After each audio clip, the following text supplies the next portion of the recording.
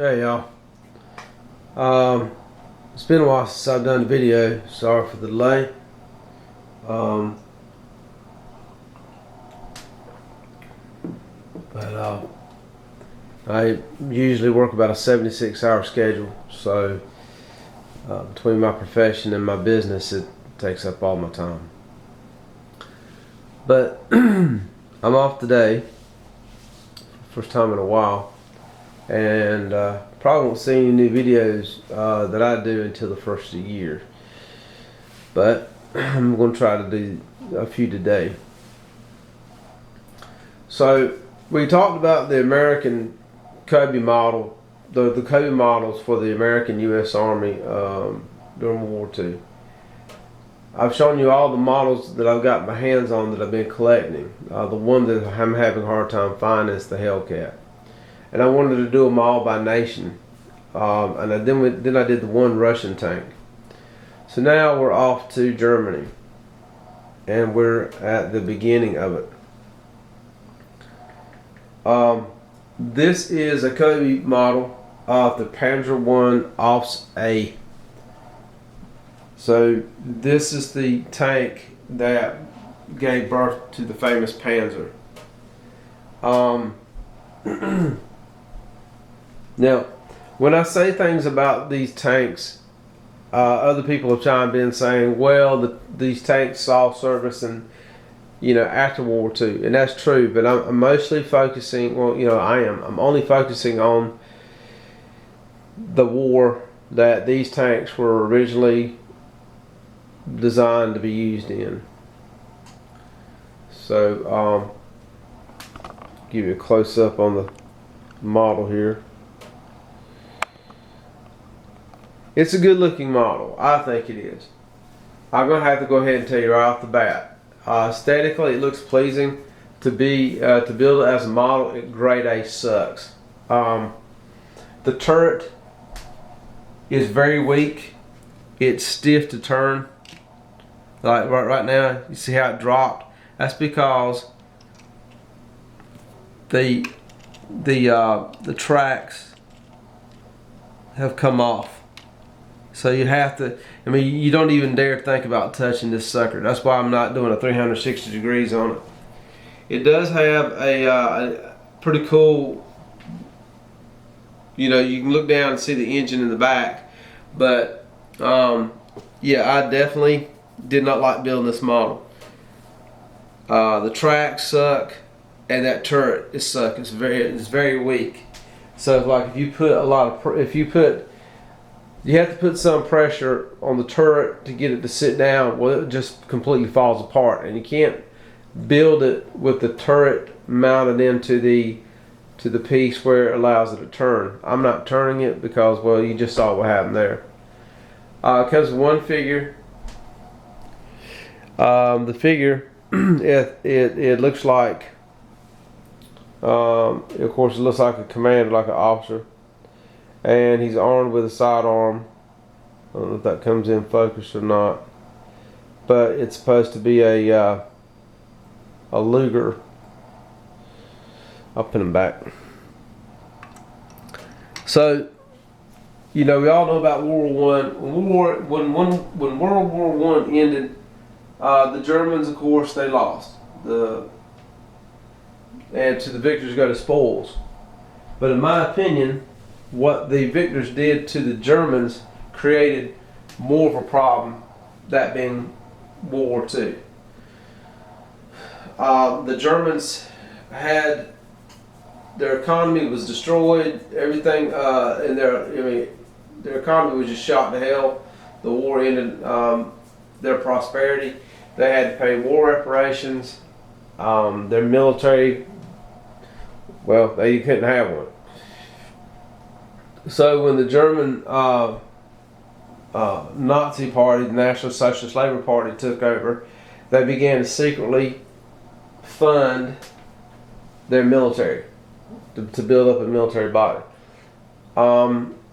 So here comes the Panzer I. Now the Panzer I was created honestly as a training tool, not as a weapon of war. That's from my reading. You guys that have read more about this and are more learned, please chime in. It was disguised as a Klein tractor. Klein meaning a small tractor. So I got here. I will read a little bit of the specs to you. The Panzer I was a light tank produced in Nazi Germany in the 1930s. The name is short for Panzerkampfwagen, armored fighting vehicle Mark I. Tank's official German ordnance inventory designation was SD KFZ 101, special purpose vehicle. Wehrmacht Panzerkampfwagen 1 Aufs A. It's a light tank in service from 34 to 45. Used in Germany, Bulgaria, Republic of China, Hungary, and Spain. The wars: Spanish Civil War, World War II, Second Sino-Japanese War. Designed in 32 to 34. The manufacturer is Henschel, Mann, Krupp, Daimler. It was 38,000 Reichmark. Let's see, 34 through 38, 38 through 43. The number built was 1,659 as light tanks, 184 as a command tank, 445 as training tanks, and 147 as special convertible chassis. The mass is 5.4 tons. The length is 4.25. That's 13.2 feet. The width is 6.8 feet. Height is 5.6 feet. And the crew is a 2-man crew. You got a commander and driver, so that representation is supposed to be the commander. The armor is about 7 to 13 millimeters. The main gun was two 7.92 millimeter MG13s. The engine was a Krupp M305 4-cylinder air-cooled gasoline engine. It was, let's see, power and weight was 11.1 PS. Suspension was quarter elliptical leaf spring suspension. Operational range was 200 kilometers. That's about 120 miles. And off-road was about 109. Maximum speed was 37, and that was on-road. And off-road, it was about 16 miles per hour off-road. Design of the Panzer I began in 1932 and mass production began in 1934, intended only as a training tank to introduce the concept of armored warfare to the German army. The Panzer I saw combat in Spain during the Spanish War, in Poland, France, the Soviet Union, and North Africa during the Second World War, and in China during the Second Sino-Japanese War. Experience with the Panzer I during the Spanish War helped shape the German Panzerwaffen's invasion of Poland in 39 and France in 40. By 1941, the Panzer I chassis design was used as basis of tank destroyers and assault guns. There were attempts to upgrade the Panzer I throughout the service history, including by foreign nations, extended the design's lifespan. It continued service in the Spanish Armored Forces until 1954. But I'm not trying to go on that. I'm just I'm focused on World War II for this issue. The Panzer I's performance as armored combat was limited by its thin armor and light armament and 2 machine guns, which were never intended for use against armored tanks, rather being ideal for infantry suppression. In line with interwar doctrine as a design intended for training, the Panzer I was less capable than some other contemporary tank designs, such as the Soviet T-26, although it was still relatively advanced compared to older designs, such as the Renault FT. So you can read up more about it. We'll stop right there on that. One of the things that I was curious about, I was interested in, was the paint scheme on the Panzer. On the Panzer 1, the Aufs A. They had two models, the Aufs A and the Aufs B. The Aufs B and the Aufs A, the B is a little bit larger than the Aufs A. I'd hate to drive the dang thing, and I would hate to shoot it, because I saw this really good video. Once again, I think if you look on the Chieftain's videos, he is excellent in regards to what these tanks were, how these tanks were made, why they were made, what they were supposed to do. One of the things I learned was that Germany could not have colors designated for the military, like a paint scheme. So the Germans went with a gray toned paint scheme in the beginning of the war. That way they didn't get looked at by the other nations and get hit some kind of international violation of treaty due to the ending of World War I.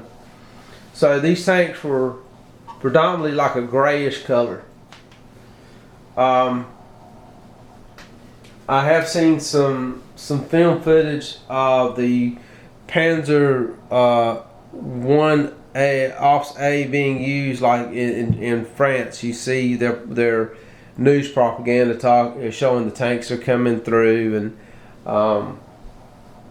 but as far as like a model goes, this sucker sucks. I did not like building this model.